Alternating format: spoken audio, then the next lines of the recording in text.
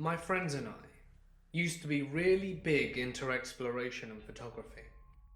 We have lots of interesting stories. The first, there was an abandoned meatpacking plant in our hometown that we would often frequent when we were first getting into urban exploration. The place had some stellar graffiti and the like, and had multiple levels, and was architecturally interesting. Lots of red brick. A couple of years after we had last gone exploring there, I was dating a girl that was very into urban exploring. She finally convinced me one night to take her, so we went to my old haunt, the meatpacking plant. Turns out the owner had seen fit to cover all the windows with aluminium shutters, plunging the inside of the place into darkness. My exploring group and I had never really liked using flashlights since they stand out too much, so we all typically used low output battery powered coloured glow tubes to see instead. This did not make out for a fun exploration of the place, and we ended up deciding to leave after only 30 minutes. On our way out, I was rounding a corner, and the weak blue light of my glow tube illuminated a pair of feet sticking out from around a corner.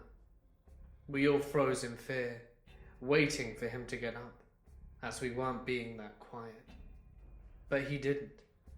We then decided to find a different way to leave, only to be yelled at by the feet guy's friend as soon as we got outside.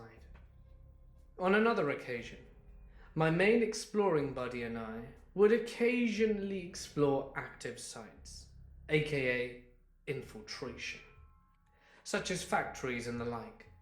Of course, it's very stupid. And one night we decided to hit the local old-timey tobacco plant, a very visually interesting place that we had been scouting for a while.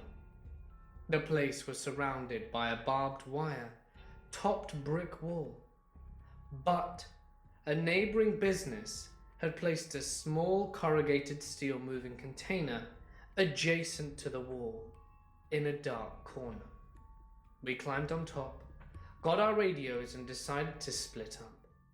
My partner would stay on the shipping container and notify me of any movement, and I would drop inside, find an exit and let him in.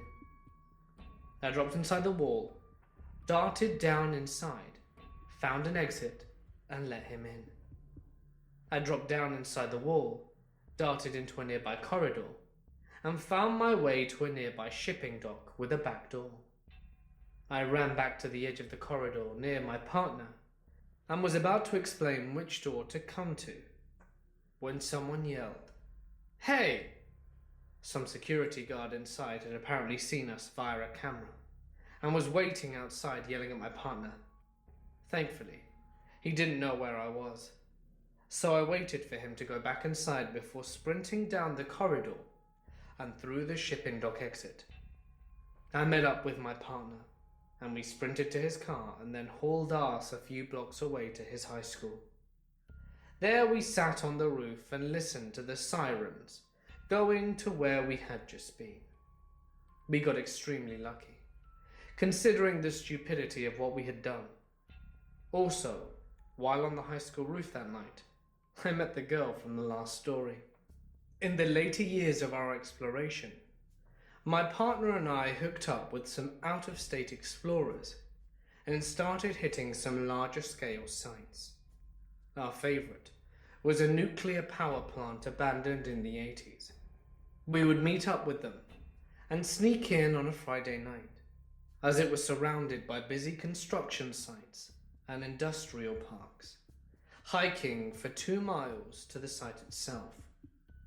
We would set up camp in a room on the second floor and try to sleep through the cacophony of groans, shrieks, and clangs of rusty metal interacting with the wind, animals, and runoff water. We would then have the run of the place until Saturday or Sunday night. There was a remnant of a side building on the property, detached from the main complex, that contained a staircase descending 2 or 3 levels.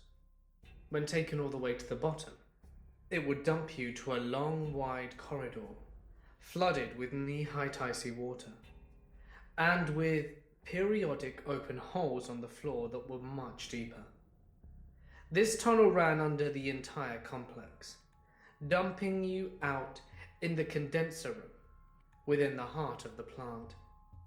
It was a terrifying wade through utter darkness and cold that led to a verdant, beautiful area being steadily retaken by nature. Not one of the scariest moments I've had exploring, but definitely one of the most cathartic. Adjacent to this abandoned power plant was a complete cooling tower outer shell, standing at 660 feet. The inside had absolutely absurd acoustics, allowing you to stand in the middle, whisper, and then hear your own voice echoed back to you 6 to 10 times. We decided to climb this tower on the first trip, even though I lacked any safety equipment of any kind. The middle 3 of the 5 ladder sections making up the access ladder on the tower are completely open, with only a center rail for mounting a safety harness attachment. I climbed all the way to the top of the tower, stopping only for the girl ahead of me to have periodic nervous breakdowns. To date, it was the most terrifying thing I've ever done.